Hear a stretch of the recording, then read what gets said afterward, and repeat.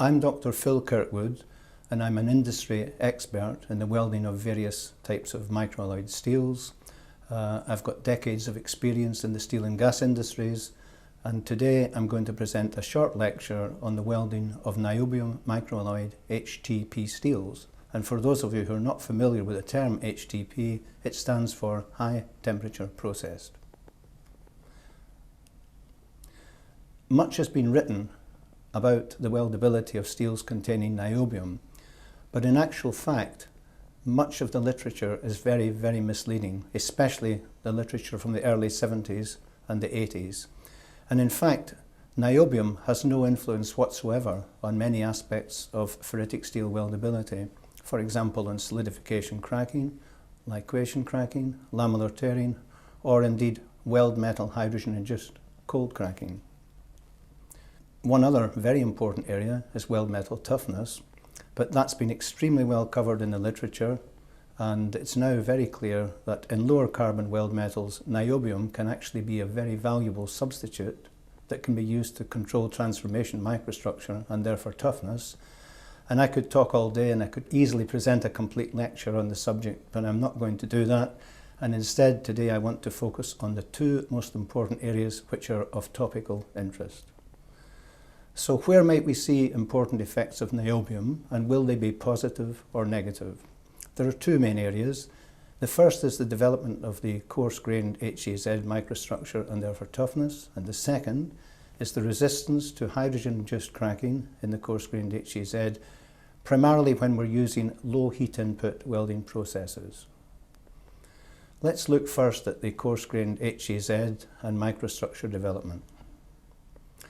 This is a continuous cooling transformation diagram, and what it demonstrates, for those who are familiar with these particular graphical presentations, what this demonstrates is that over a very wide range of practically relevant cooling rates, for example for manual metal arc welding as you see there in yellow, or for submerged arc welding which is highlighted in blue, you transform to a bainitic microstructure. You never have polygonal ferrite and you never get martensite. So what do these microstructures actually look like? Well, here's an example of a very low heat input weld. You see that you've got quite a fine bainitic microstructure. When the heat input increases, you still have a bainitic microstructure, but it's significantly coarser. But the important thing to note is it doesn't look anything like this. Now this, now on the screen, is a typical conventional niobium vanadium steel. We're looking at the coarse-grained HAZ at about 3 kilojoules per millimeter, and you note that there's polygonal ferrite and then a horrible looking high temperature bainite with lath type microstructure. So do these excellent HTP steel coarse-grained HAZ microstructures live up to our expectations? Well, here's some results from an Australian paper. This time we're simply looking at simulation data. In other words, the data has been produced by thermal simulation of test pieces, and then the Sharpie samples have been fractured in the normal manner. And in this instance, right up to 5 kilojoules per millimeter, we've got excellent toughness. So what's influencing these microstructures and providing this excellent coarse-grained HAZ notch toughness? Well, the most obvious contributor is austenite grain refinement, but as we will see later, it is certainly not the only factor. Here are some very old results from 1975. This is a really important diagram because it shows that the austenite grain size in microns, which you see there on the vertical axis, is very strongly controlled by niobium level and cooling rate. So the slower cooling rates, where we have delta T 800, 500, 300 seconds, that's a very slow cooling rate. At the bottom of the graph you've got delta T 800, 500, 3 seconds. That represents the cooling rate for a very fast cooling manual metal arc weld. So if you just bear those figures in mind when we go forward, they begin to contextualize themselves better. So grain size controlled by niobium. Very important that if you want to get the maximum effect, niobium has to be at least 0.06% and preferably 0.08%. You can see that quite clearly from the diagram. I'd now like to introduce a specific HTP line pipe steel composition. This is actually from an important North American project called Cheyenne Plains, which has been in service for many, many decades now, fully satisfactorily, I should add. If you look at its chemistry, the two important things are low carbon, 0.05%, and niobium at 0.095%. That is a level of niobium which is currently prohibited in many of the international specifications such as API 5L and ISO 3183. Now I want to look at the detail of this particular material, and what we have now is a graph showing the sort of precipitates we get on the vertical axis and the sizes of those precipitates on the x-axis. So you see that what we have here is a sort of bimodal distribution of precipitate sizes, a lot of very fine particles which are sort of, I guess, averaging about 13 nanometers, and then there's some much larger particles which are spread from maybe 28 away up to 40, approximately 40 nanometers. Now, it's important at this point to say that many of these niobium treated steels also contain small percentages of titanium, and titanium is quite important in relation to the types of precipitates we see. Some of the larger precipitates can be titanium rich, but the titanium also helps to nucleate the very fine precipitates as well. In 1966, a famous UK metallurgist called Terry Gladman produced this diagram, and he shows that for different grain sizes and different volumes of particles, you get optimum sizes of particles which cause grain refinement. Just forget for the time being the box on the blue box on the top right. It's the box towards the bottom of the diagram, bottom left of the diagram. So that gives you a feel for the size of particles in nanometers for a given volume fraction and a given grain size that would cause optimum grain refinement. So these fine precipitates continue to do their job as heat input and peak temperature of the welding cycle increase, but they can't eliminate grain growth, they just slow it down. And here's an illustration of that, comparing a niobium-free ship plate to an HTP line pipe steel. In green you can see that irrespective of the peak temperature, the niobium steel always has the finer austenite grain size. But there's something missing, because the grain refinement effect itself cannot explain all our results. At slower cooling rates, the finer austenite grain sizes might have been expected to produce lower hardenability than is actually observed from the coarser austenite in the niobium-free steels. This is not experienced, so there must be some additional metallurgical effect intervening. So what about niobium and hardenability? A bit of history. Way back in 1963, workers called Ron and Kaczynski actually demonstrated that solute niobium, that is niobium in solution, has a big effect on the hardenability of a 0.11% carbon steel. And then later, in 1969, the infamous Dr. Gray also demonstrated the potency of the hardenability effect in a very low carbon steel, actually 0.02%. And then later on, over the decades, further workers have added to the picture, and indeed more recently have actually started to quantify the effect. Just to show you some of the old Kaczynski work from 1963, you can quite clearly see the effect of niobium there on isothermal transformation. And again, if we look at Dr. Gray's work, this is one example from several diagrams which Dr. Gray produced in 1969, you can see the enormous effect of niobium on the transformation temperature of 0.02 carbon steels, very low carbon steels, and that's important. So this is a big effect. So does this powerful effect also manifest itself when we weld our niobium bearing steels? Because we've just been looking at results from steels transforming. Now we're going to talk about welding. And in fact it does, because here's an illustration of some work which came out of one of the North American universities, a gentleman called Poole, and he quite clearly shows the big effect between niobium being in solution and niobium being out of solution. Obviously when niobium's in solution you get a big hardenability effect, so you get lower transformation temperature. You can see that on the bottom axis. This is a table of results which I put together myself from some Italian workers who in the 1970s were trying to develop new X70 strength line pipe steels.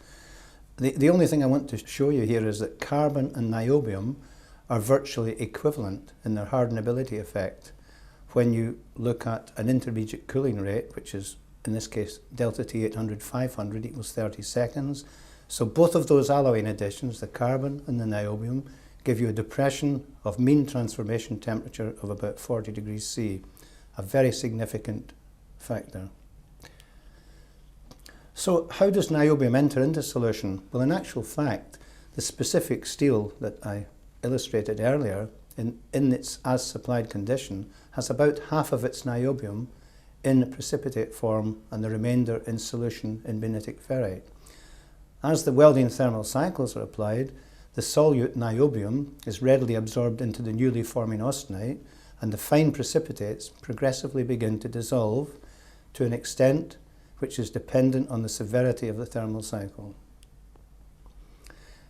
From this diagram we can see that niobium and carbon are very clearly related in the way in which the maximum austenitizing temperature allows you to get more niobium in solution if you've got a very low carbon steel. So for example, if you have a steel with 0.04% carbon and you austenitize at 1160, you can see that you can get approximately 0.12% niobium into solution. And that's a lot of niobium in solution. This is a very important graph because if you have high carbon, you can't get the niobium into solution. So these HTP steels are based on a low carbon philosophy in the knowledge that the welding thermal cycle will allow niobium to go into solution at intermediate thermal cycle rates. Now, this is an update of the graph I showed earlier where we looked at the precipitate size distribution in the as supplied condition. Now we are looking at what happens when you have a thermal cycle which takes the material up to 1230, and you can see immediately that the size distribution of the niobium carbonitride particles has changed. Now the mean size is possibly up about the 20-23 nanometers, and you've still got some coarse particles but not to the same extent. So basically what's happening here is a lot of the precipitates are dissolving, and as they dissolve, the size distribution is changing. The very fine ones have dissolved effectively, and the others are what we call ripening to some extent. They're all trying to dissolve, but they don't all make it. So as heat input increases, some of the niobium precipitates dissolve, and we get a degree of grain growth, but not to the extent which you would get in a niobium-free steel. So hardenability and microstructural control can be maintained by niobium in solution, and you don't get polygonal and side plate ferrite, which you'll recall from the very early microstructures I showed. However, this simple picture misses a very important factor because in the context of welding, niobium does not always make an overall contribution to increased hardenability in the coarse-grained HEZ. To explain further, we need to look at the role of niobium in the thermal cycles which are associated with low heat input welding processes, where hydrogen-induced cold cracking might be an issue in conventional steels. Traditionally, hardenability in the welding context is assessed by carbon equivalent formula. The most common formula is one used in Europe. It's called the Lloyd's carbon equivalent formula. Some people call it the IIW, which stands for International Institute of Welding. Same formula, so the carbon equivalent there is given by these different elements, carbon being the dominant element, and then the other things like manganese, chrome, moly, vanadium, copper and nickel. You have a factor to divide to get the total value for carbon equivalent. Just to put that in context, an offshore structural steel would probably have a carbon equivalent about 0.44 on that, using that formula. And there's an interesting formula which is more commonly used in Japan and in the Far East in general. This is called the PCM formula, originally derived by two Japanese characters called Ito and Bessio. And you can see it's quite a different formula. Again, the biggest weighting is given to carbon. And by the way, for a pipeline steel, a typical pipeline steel, a PCM value calculated using that formula might have a PCM about 0.18, maybe 0.2, of that order. But there's one very important common factor: no term for niobium. So there's no term for niobium in the two most commonly used formula for assessing the hardenability of steels when they're welded. But doesn't niobium increase hardenability? I just showed you results which demonstrated, of course it does. So what's going on? Back to this man, Kaczynski. When he wrote his famous paper back in 1963, he was obviously looking at higher carbon steels than the ones we're interested in now. But even then, he made an observation in his paper: the small austenite grain size tends to decrease hardenability during welding. The small austenite grain size tends to decrease hardenability during welding. You'll see the significance of that in a little minute. Now, back to the Italian work again, and I want you to concentrate on this diagram. I'm going to say a few words more than I might have done about this diagram because it's a tricky one. On the vertical axis, we've got the depression of mean transformation temperature. The bottom axis is a factor of the cooling rate, so 20 seconds, 30 seconds, 40 seconds. These are the times that the weld's taking to cool between 800 and 500 degrees centigrade. Now, the important thing here is, if you take, so that you understand the diagram, if you look at the top line for manganese, what this is actually telling us is that for every 0.1% of manganese, say at 20 seconds on that axis at the bottom, you will depress the mean transformation temperature by about 10 degrees C.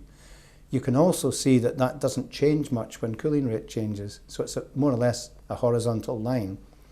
Now look at the lines for carbon and for nickel.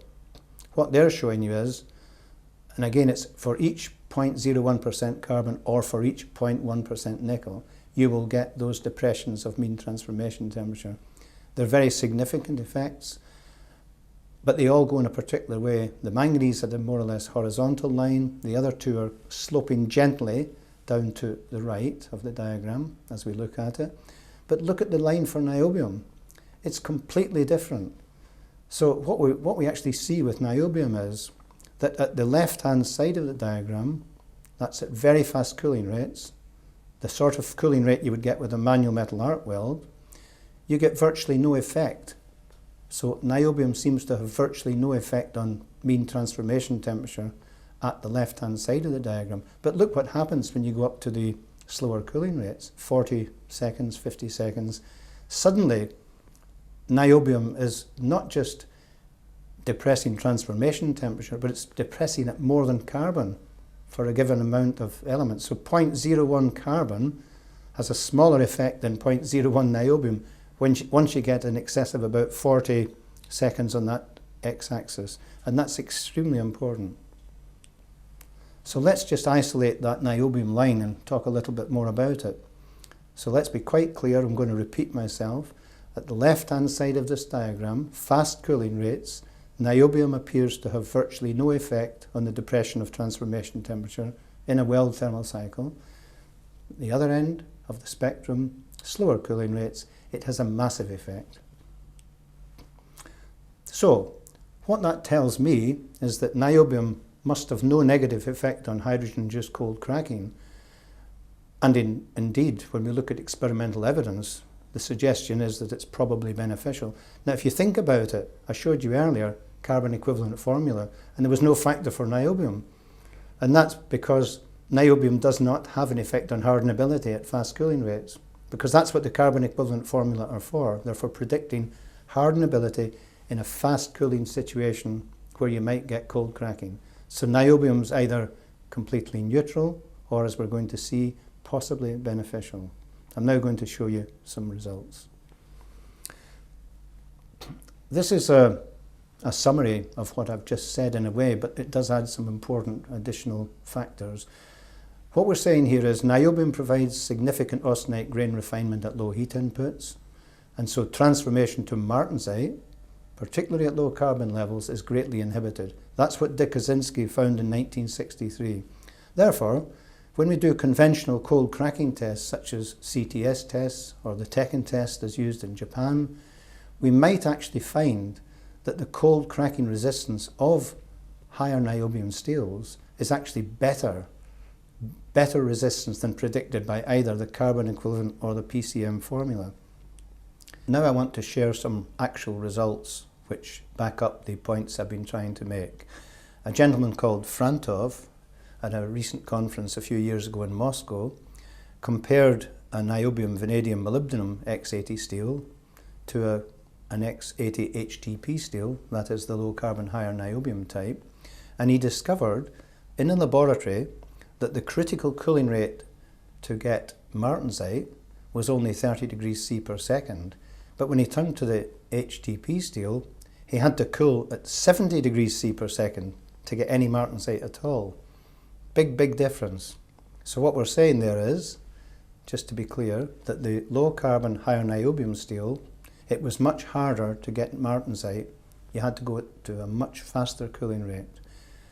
And in actual fact, in the real welds, when he moved out of the laboratory, he didn't get any martensite whatsoever.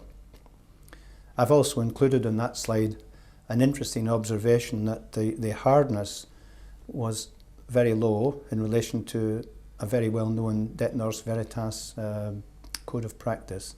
So even at a massive cooling rate greater than 70 degrees C, you were only getting 315 Vickers hardness. This is an even more interesting graph taken from some old Japanese work from 1988. The authors didn't actually present the data in this form. I've done that to make a particular point.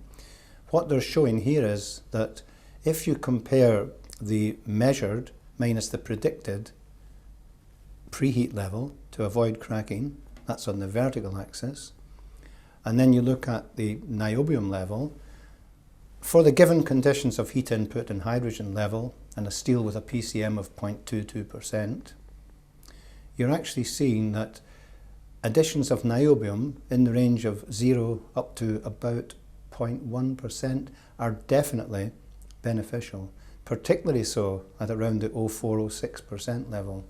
So what that is agreeing with the analysis I've just presented. It's saying to us that for cold cracking resistance, using a Tekken test, which is what they used to get this data in Japan, they were demonstrating quite clearly that niobium is beneficial to cold cracking resistance. Not negative, beneficial, which is very important. So how do we rationalise all these apparently contradictory observations about niobium and coarse-grained HAZ hardenability? Because on the one hand, I've told you earlier on that niobium has a big effect on hardenability, but then I'm saying to you at low heat inputs it does no effect on hardenability, and the two things are very important. So in this diagram, or two diagrams actually, two cases. Case one is the case where niobium in solution is trying to increase hardenability, but the precipitates are trying to decrease hardenability. Remember that precipitates decrease the size of austenite grain sizes, and smaller austenite grain sizes give you low hardenability. So case one is an illustration where the vector which is controlling grain refinement is a more powerful vector. So if you like, the seesaw is tipping in favour of the grain size effect. The niobium in solution is still having an effect on hardenability, but the fine grain size is winning the battle. That's the case for low heat input welding. In case two, which is when you go to higher heat input welding, like 3, 4, 5 kilojoules per millimetre, as you would get, for example, in a submerged arc welding in a pipe mill. Case two, niobium is now in solution, much more niobium is in solution, because if you recall, the precipitates have started to dissolve. You're still getting grain refinement, but not to the same extent as you were at the low heat input. So because the precipitates are dissolving, so the vector associated with the grain size effect is now losing the battle, and the battle is won, if you like, in case two by the niobium in solution. So what about the relative sizes of these vectors at low and at high heat inputs? Can we refine our theory? Well, the answer is not yet, but we do have some clues. And these clues have come from quite a recent piece of work done at, I think it was Vancouver actually, university over there. And this gentleman called Tafte did some very clever work where he changed the grain size of his steel. He manipulated the grain size by using different heat treatments, but he had all the niobium in precipitated form. First he did it with niobium in precipitated form, which is the graph we're looking at now. And the thing you can see most markedly on there is that the transformation start temperature, when niobium's precipitated, is very strongly dependent on grain size. If you take the blue line in the middle, which is the micron grain size, 24 microns, it's a fairly typical grain size you would get with low heat input welding, manual metal arc. You can see that there is a cooling rate effect obviously on the vertical axis, but it's not that dramatic. The big effect on that diagram is the grain size itself, which is pushing the transformation start temperature at any cooling rate from a way up something above 670 degrees to a way down 580, 590 degrees. Now, look at the same thing when niobium is in solution. Very, very different. First of all the transformation temperatures are now much lower, much lower for all the grain sizes. And this time, once you get down to a transformation temperature of about 570 or thereabouts, cooling rate actually has a secondary effect. It's not doing much at all. Changing from 20, 40, 60, 80 up to 100 even, the transformation start temperature is not that different. So what we have here is niobium solution, big effect of on hardenability, not so dominated by grain size and not so dominated by cooling rate. In other words, a very big factor irrespective of welding conditions. So that's an interesting graph. So the key observations from all of this, and I'm repeating myself a little bit, but at very fast cooling rates, where with conventional steels we might get martensite, niobium has little overall effect. But on balance, and the evidence and the theory suggests that we should get a favourable effect, we should get lower hardenability, therefore we should get better resistance to cold cracking, and we do. At intermediate cooling rates, niobium in solution provides transformation control without having to use excessive carbon, manganese, nickel or alternative alloying elements. Right, let's just summarise where we've got to. What we're saying is that HTP steels, that's low carbon, higher niobium steels, provide an optimum solution. The grain refinement that we get with low heat inputs gives you lower hardenability than you might otherwise expect, and that's very beneficial in terms of generating the right type of microstructure, nice bainite, and avoiding martensite. It's tough and it doesn't crack.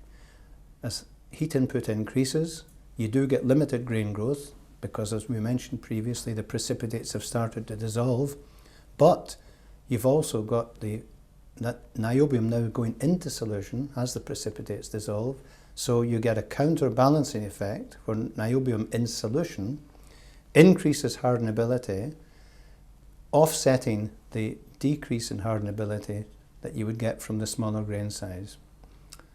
The result of all that is that you get excellent coarse-grained HCZ microstructures and thus toughness across a wide spectrum of practically relevant heat inputs. And if you remember, right at the very start of the presentation, we looked at a continuous cooling transformation diagram which illustrates exactly that.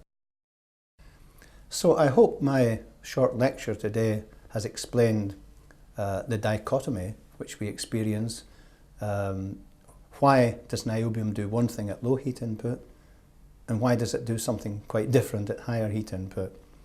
I certainly have never seen any explanation of that published previously, and it's been the focus of my attention now for the last year or so, trying to bring data together which actually begins to rationalise all these observations. So I hope it's been useful. Thank you for your attention.